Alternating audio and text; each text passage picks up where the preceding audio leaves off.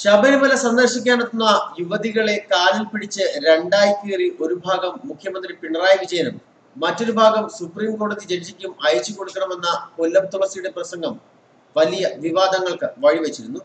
മാപ്പ് പറഞ്ഞ് തടിയൂരിട്ടും രക്ഷയില്ലാത്ത അവസ്ഥയാണ് ഇപ്പോൾ കൊല്ലം തുളസിക്ക്. കൊല്ലം തുളസിയുടെ മുൻകൂർ ജാമ്യാപേക്ഷയും തള്ളിയിരിക്കുകയാണ് കോടതി. അറസ്റ്റ് ചെയ്യാനാണ് സാധ്യത. BJP സംസ്ഥാന അധ്യക്ഷൻ PS ശ്രീധരൻപിള്ള നടത്തിയ ശബരിമല സംരക്ഷണ യാത്രക്കിടെ ഒക്ടോബർ 12-നാണ് കേസിനാസ്പദമായി സംഭവം നടന്നത്. ശബരിമല സന്ദർശിക്കാനെത്തുന്ന യുവതികളെ കാലിൽ പിടിച്ച് രണ്ടായി കീറി ഒരു ഭാഗം മുഖ്യമന്ത്രി പിണറായി വിജയനും മറ്റൊരു ഭാഗം സുപ്രീം കോടതി ജഡ്ജിക്കും അയച്ചു കൊടുക്കണം എന്നായിരുന്നു കൊല്ലം തുളസിയുടെ പ്രസംഗം. ശബരിമല സ്ത്രീ പ്രവേശനത്തിനെതിരായ പ്രതിഷേധ പരിപാടികളിൽ സ്ത്രീകളെ അവഹേളിച്ച് സംസാരിച്ച നടൻ കൊല്ലം തുളസിക്ക് മുൻകൂർ ജാമ്യം ഇല്ല.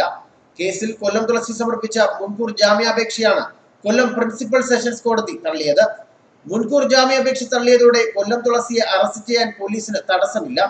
DYFI നൽകിയ പരാതിയിൽ ചവറ പോലീസാണ് കൊല്ലം തുളസിക്കെതിരെ കേസെടുത്തത്. വിധി പ്രസ്താവിച്ച ജഡ്ജിമാർ ശുംഭന്മാരാണ്. വേണ്ടിവന്നാൽ സുപ്രീം കോടതി വരെ നാമജപം നടത്തുമെന്നും കൊല്ലം തുളസി പറഞ്ഞിരുന്നു. സംഭവത്തിൽ വനിതാ കമ്മീഷൻ കേസെടുത്തതിനെ തുടർന്ന് കൊല്ലം തുളസി മാപ്പ് പറഞ്ഞ് തടിയൂരിയിരുന്നു. എന്നാൽ നാക്കുപിഴവ് സംഭവിച്ചതാണെന്നും പ്രസ്താവനയിൽ ഖേദിക്കുന്നുവെന്നായിരുന്നു കൊല്ലം തുളസിയുടെ ഖേദപ്രകടനം. 12 വർഷം മുൻപ് 2006 ജൂലൈയിലായിരുന്നു ശബരിമലയിൽ യുവതീ പ്രവേശനം സാധ്യമാക്കാനുള്ള ഹർജി സുപ്രീം കോടതിയിൽ എത്തുന്നത്. ശബരിമലയിൽ 10-നും 50-നും പ്രായമുള്ള സ്ത്രീകൾക്ക് പ്രവേശനത്തിനുള്ള നിരോധനം നീക്കാൻ കേരള സർക്കാരിന് നിർദ്ദേശം നൽകണമെന്നായിരുന്നു ഹർജിയിലെ ആവശ്യം. ഇന്ത്യൻ യങ് ലോയേഴ്സ് അസോസിയേഷനിലെ ഒരു കൂട്ടം വനിതകളായിരുന്നു ഹർജിക്ക് പിന്നിൽ.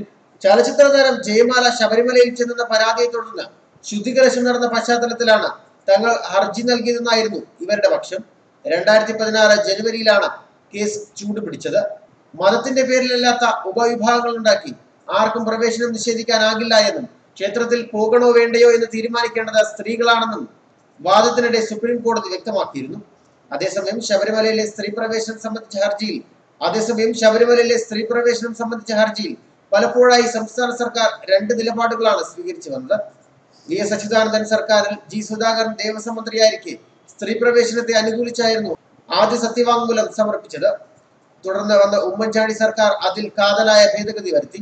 ശബരിമലയിൽ സ്ത്രീകൾക്കുള്ള നിരോധനം നീക്കണമെന്ന ഹർജി കോടിക്കണക്കിന് ഭക്തരുടെ ആചാരാനുഷ്ഠാനങ്ങൾ കോടതിയിലൂടെ തിരുത്താൻ ഉദ്ദേശിച്ചുള്ളതായതിനാൽ തള്ളിക്കളയണമെന്നായിരുന്നു UDF ആവശ്യപ്പെട്ടത്. എന്നാൽ ഏതു പ്രായത്തിലുള്ള സ്ത്രീകൾക്ക് പ്രവേശനം അനുവദിക്കണമെന്നാണ് നിലപാടാണ് ഇടത് സർക്കാർ വ്യക്തമാക്കിയത്.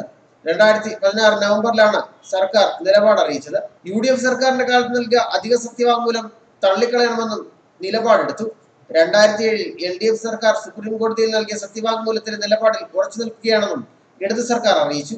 1969 കൊടിമര പ്രതിഷ്ഠയ്ക്ക് ശേഷമാണ് ശബരിമലയിൽ കുട്ടികൾക്കുള്ള ചോറൂണ് വഴിപാട് തുടങ്ങിയത്.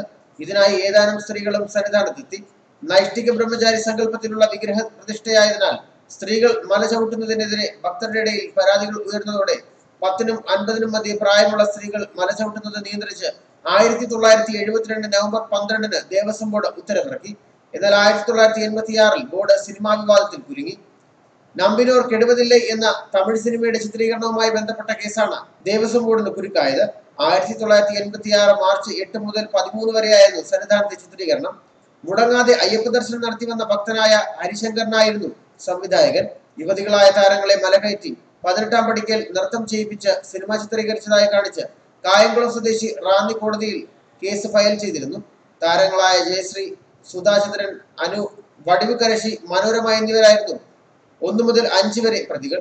6-ാം പ്രതി സംവിധായകൻ ശങ്കറാണ്. അന്നത്തെ Devaswom board president N Bhaskaran Nair അംഗങ്ങളായ സരസ്വതി, കുഞ്ഞികൃഷ്ണൻ, ഹരിഹരയ്യർ എന്നിവർ 7 മുതൽ 9 വരെ പ്രതികളുമായിരുന്നു. 1986 ജൂലൈയിലാണ് കേസ് കോടതിയിലെത്തിയത്.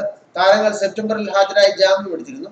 1-ാം ക്ലാസ് മജിസ്ട്രേറ്റ് ഗോപാലകൃഷ്ണപിള്ള പ്രതിക്ക് 1000 രൂപ പിഴയും വിട്ടു. നടി മനോരമയ്ക്ക് 50 വയസ്സ് കഴിഞ്ഞതിനാൽ വിട്ടയച്ചു. സംവിധായകൻ ശങ്കറിൽ നിന്ന് 7500 രൂപ ഫീസ് വാങ്ങിയാണ് സിനിമാ ചിത്രീകരണത്തിന് ദേവസ്വം ബോർഡ് അനുമതി നൽകിയത്. അതിനാൽ ദേവസ്വം ബോർഡ് ഭാരവാഹികൾക്കും കോടതി പിഴയിട്ടു. ഇതോടെ ശബരിമലയിൽ ദേവസ്വം ബോർഡ് നിയന്ത്രണം കർശനമാവുകയായിരുന്നു. ന്യൂസ് ഡെസ്ക് മലയാളി വാർത്ത.